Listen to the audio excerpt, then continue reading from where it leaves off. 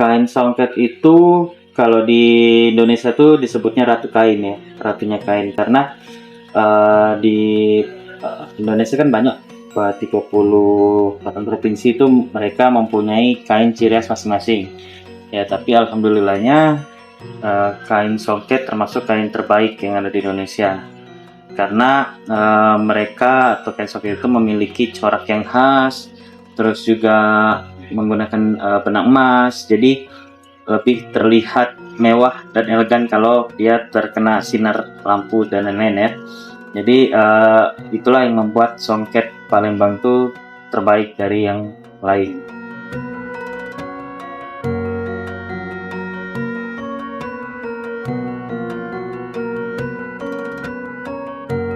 Saya Agus Muhammad Imron atau biasa disebut Pak Imron. Ya, jadi Zainal Songket itu sudah berdiri kurang lebih 40 tahun ya. Karena Zainal Songket dulu tuh pertama kali tuh adanya di Jakarta, bukan di Palembang. Sebelumnya itu namanya Songket Ceipah Songket ya. Nah, baru tahun 92 itu diganti ke nama Zainal Songket. Palembang sendiri ini baru ada ini sekitar tahun 96-98 baru ada di Palembang. Saya di sini yang di Palembangnya, kemudian di Jakarta itu ada adik saya yang megang. Nah, tapi yang megang utama itu masih Pak Zainal, masih orang tua saya. Kita biasanya menggunakan bahan-bahan atau benang emas yang memang kualitasnya tinggi seperti itu. Ya, kemudian mempunyai warna-warna yang kita buat yang tidak ada di tempat lain. Ya, kalau jenis kan kita sesuai dengan pakem yang ada ya. Karena jenis songket itu cuma ada 3. Jenis songket itu lepus, cempuk, dan limar. Lepus itu artinya penuh, cempuk itu artinya benang satu-satu, ya. Kemudian limar itu artinya banyak warna. Itu jenis-jenisnya. Kalau motifnya itu kurang lebih ada 32 motif. Tapi nggak semua 32 motif itu ada di sini.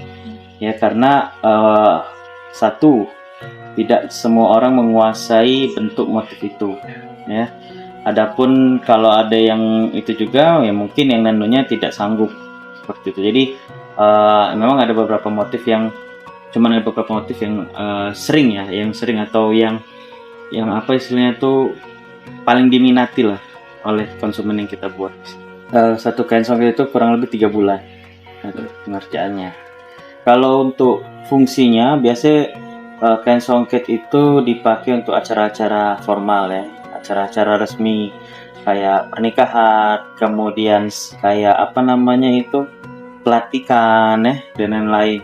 Biasanya dipakai itu acara itu. Ya, kalau songket juga mempunyai motif-motif ya. Satu songket itu mempunyai satu makna.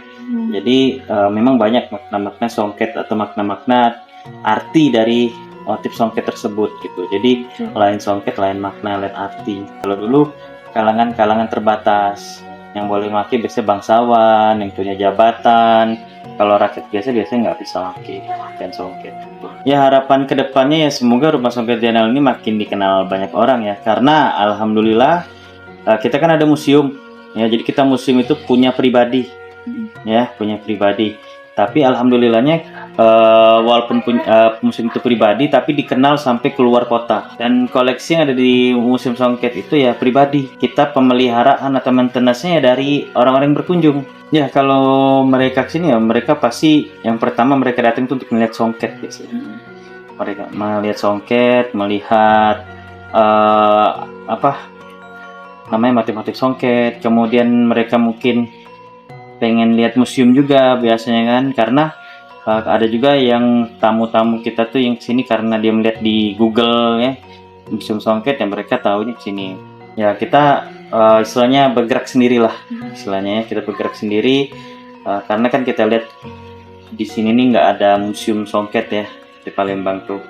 Jadi ya kita buat aja museum songket secara pribadi itu agar orang-orang tuh tahu songket itu, agar orang itu tahu sejarah songket seperti apa, sudah berapa tahun dan lain-lain. Makanya itu tadi berkah dari museum tadi. Pesannya kalau untuk generasi yang sekarang itu ya mulailah cintailah produk-produk lokal ya, cintailah budaya-budaya lokal, adat-adat lokal. Jangan kita lupa dengan adat-adat kita, budaya kita ya. Jangan kita lebih mencintai produk luar daripada produk kita, karena orang luar aja tertarik dengan produk kita. Karena yang namanya budaya itu kalau bukan kita yang jaga, ya siapa lagi?